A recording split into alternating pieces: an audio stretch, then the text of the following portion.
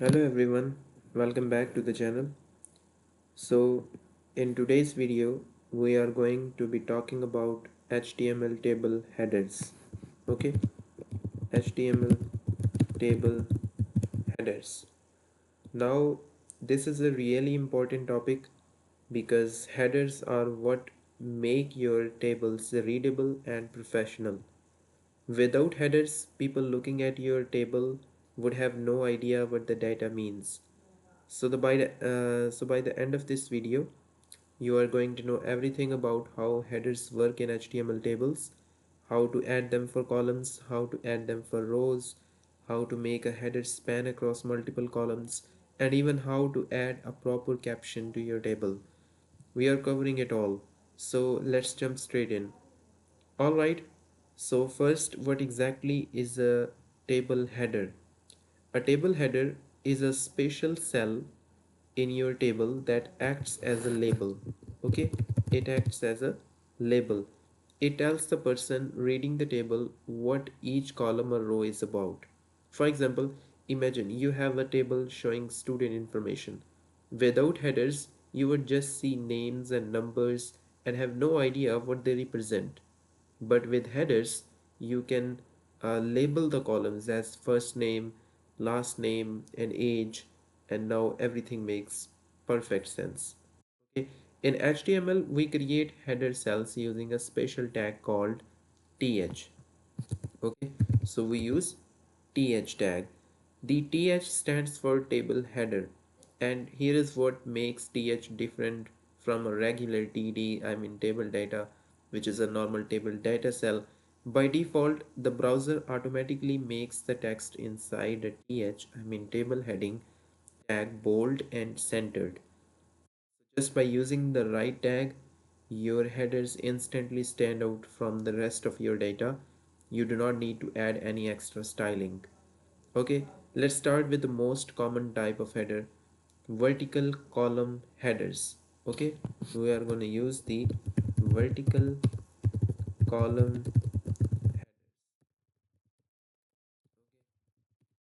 So these are the headers that sit at the top of each column. Okay, so let me show you how. So first we need the table tag. Okay, then we need the table row. Then we are going to use the table heading, and I'm going to use the first name. Then I'm going to use the last name. Okay, so I'm going to use the table heading as age. Now I need another row, and I'm going to use the table data for Jill. Okay, for Jill Smith. Then I'm going to use the age 50. Okay, now I need another table row, and I'm gonna set it to, for example, Eve, Eve Jackson, for example, and the age is 94. Okay, so look at the very first tr. Okay, the first table row. Instead of using td tags, we are using th. Okay, so we are using the th tags. We have three headers: first name, last name, and age, as you can see. Then in the rows below, we use regular td tags here for the actual data. When you open this in a browser, as you can see in the preview tab too, the first row will show first name, last name, and age in bold and center text because they are T heading elements, and the data rows below will appear in normal regular text. This is the standard layout for most tables you will ever build. Headers on top, data below. Understand? Now sometimes you want your headers to run horizontally, meaning the headers is in the first column of each row, not the first row of each column. Understand? So this is called a row header, and it is useful when each row represents a different category or item that needs its own label. So let me show you how you can do this. So first of all, you need the table tag. Now you need tr table row. So here I'm going to use the table heading. and I'm gonna write here the first name, and again I need, for example, here I'm gonna use the Jill. So if you are not gonna use here th, you are going to use here table data. Okay, I'm gonna use, for example, Jill, and I'm gonna use here Eve. This is the first name. Now you need another table row, and here you are going to use the table heading, and you are going to use here last name. Okay, so what you need here, table data, and you are going to use here Jill Smith last name, and Eve Jackson last name. Okay, so what you need here now, the age, table row, and here you need age. Okay, so you are going to set the age for Jill Smith would be 94, for example, and you are going to set the age for Eve Jackson for 50. Okay, so notice in every single row, the first cell is a TH heading, I mean TH, the header, and then the remaining cells are TD tags, the data. So instead of columns being labeled at the top, each row now has its own label on the left side. First name labels the first row, last name labels the second row, and age labels the third row.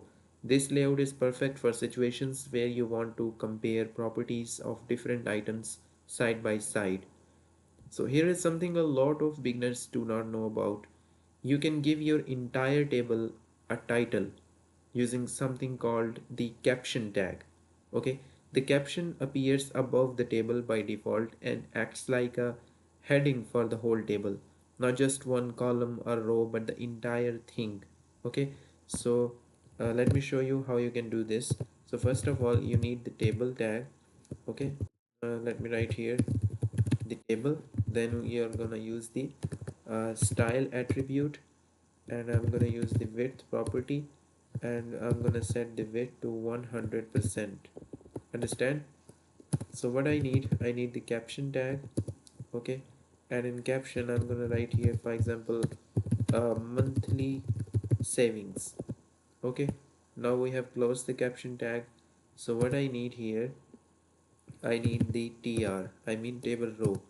Okay, I'm gonna write here th, for example, write here th table heading, and I'm gonna write here monthly. Again, I'm gonna write here savings. So now what I need again the, for example, tr tag. Okay, table row, and I'm gonna write here td. So in January monthly. Okay, and I'm gonna write here 100 dollars. So again, I need the tr tag, the table row, and I'm gonna write here the data for February. So February, the savings are, for example, $50. Okay, now what I need to close the table tag. So that the caption tag here, as you can see, it comes right after the opening table tag, before any rows, and it says monthly savings. So when you view this in a browser, as you can see in the preview tab too, the words monthly savings will appear centered above the table, giving the reader instant context about what the whole table is about. Always use the caption tag when your table needs a clear title. It is good practice, and it also helps with accessibility, meaning screen readers can describe your table more accurately to visually impaired users. Okay, now here is one of the most powerful features of table headers, the ability to make a single header span across multiple columns. This is called column spanning, and we do it using an attribute called col span. So let me show you a practical example. Imagine you want a table that shows a person's name, but the name is split into first name and last name as two separate columns. You want one big header at the top that just says name and covers both columns. Okay, so here is the code. Let me show you how you can do this. So first of all, you need table tag. Okay, and inside table tag you need tr, I mean the table row. Here you are gonna use the th, I mean table heading. Now you are going to use here the call span attribute, and you are going to set it to 2. Okay, and here you are gonna write name. Understand? Now you need table heading, and you are going to set it to age. So what you need again table row. Now you're gonna write the data for Jill Smith. Okay, let me write here, for example, Smith. I'm gonna set the age to 50. So what you need again tr table row, and you're gonna write the data for Eve Jackson. Okay, and you're going to set the age to 94. Okay, look at the first th tag. It says call span 2, as you can see. So this means this one header cell should stretch across two columns. So name will appear as one wide header sitting above both the Jill column and the Smith column.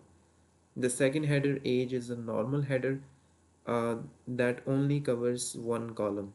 So the call span attribute can take any number. If you write call span 3, for example, here, if you write this, okay, call span 3, so that header will stretch across three columns. If you write call span 4, okay, if you write this, it stretches across 4, and so on.